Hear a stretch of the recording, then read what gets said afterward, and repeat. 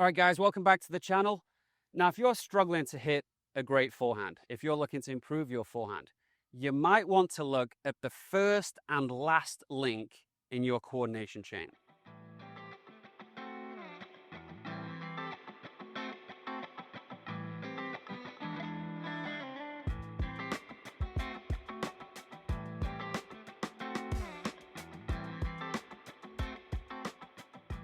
Now, when I'm talking about the first and last link in your coordination chain, I'm actually talking about your arm.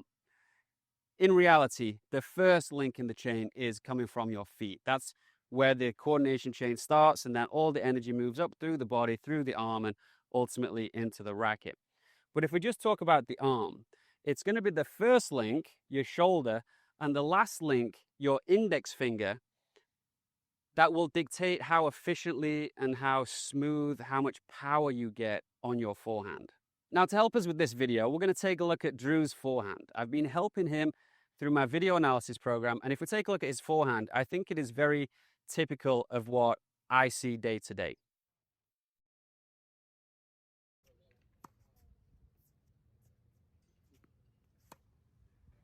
Now, when I look at his forehand, to me, it looks a little bit tight. It looks like he's hitting the ball a little bit with his hand laid back, not really releasing the hand through the shot. And he also looks a little bit tight with the shoulder. And I see a lot of players doing this. And again, to fix his forehand, I think what he needs to do is focus on the first link and the last link of the kinetic chain as far as the arm is concerned.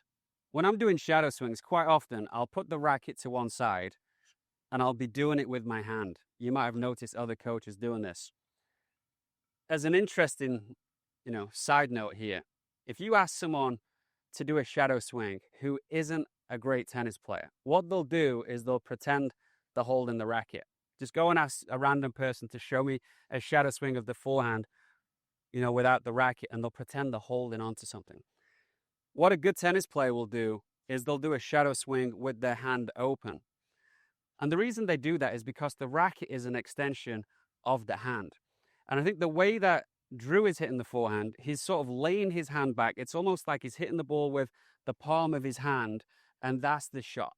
There's no release of the wrist, but I think the wrist often happens, the release of the wrist happens because you use your fingers.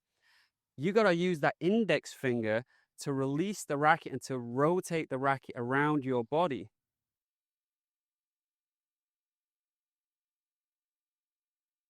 And if you're not involving the fingers, you're going to have this shot that's a little bit stiff, and the racket, from the side, it tends to just be up like this.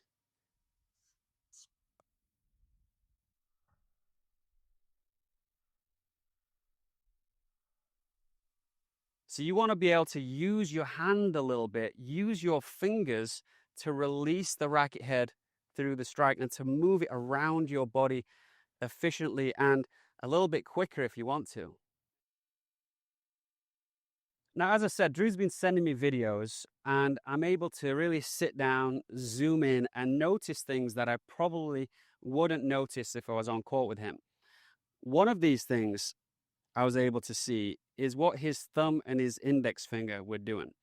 He's wrapping them around the racket at the beginning of the stroke, which is great. But as he finishes the shot, I noticed that they were further apart, which tells me that he's hitting the ball with the heel of the hand and not really engaging the fingers, not using that index finger to work the racket around him. This index finger is so important for the pronation and moving the racket around your body. I do not encourage you to start dangling the other digits off, but I'm just showing you how using the thumb and the index finger to work the racket around you is so important. And I'll make another video on this, but it's the same for the serve.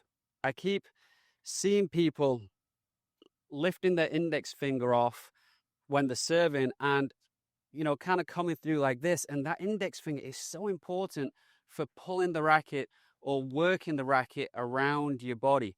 So make sure you are using this index finger. It is the last link in the coordination chain.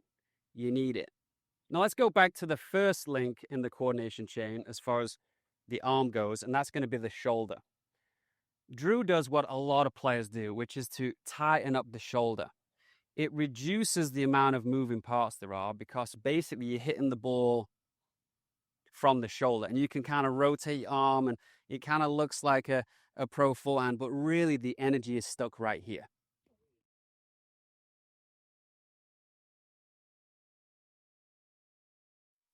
What we don't want to be doing is lifting the shoulder and putting it close to our head to hit the shot. We want to relax the shoulder and allow the energy to flow through the arm. So what I'm recommending that Drew does, and a lot of people watching this video, this is going to be appropriate for you. You got to relax the shoulder. It has to stay in its socket so that it can rotate. As soon as it's up here, it's no good to you. So you can't do a shoulder shrug. You have to keep the shoulder relaxed and allow the arm to rotate from the shoulder. But if you just hold on to the shot and you don't actually release through the strike, you're going to be manipulating that fall through, trying to get these pronation things, and everything's just going to look a little bit forced. You're constantly trying to find these positions that would happen naturally if you just allowed that little bit of a release through the shot. And again, the only way you can release it through the hand is to release it from the shoulder. If you hang on to the shot here, it's going to be tough.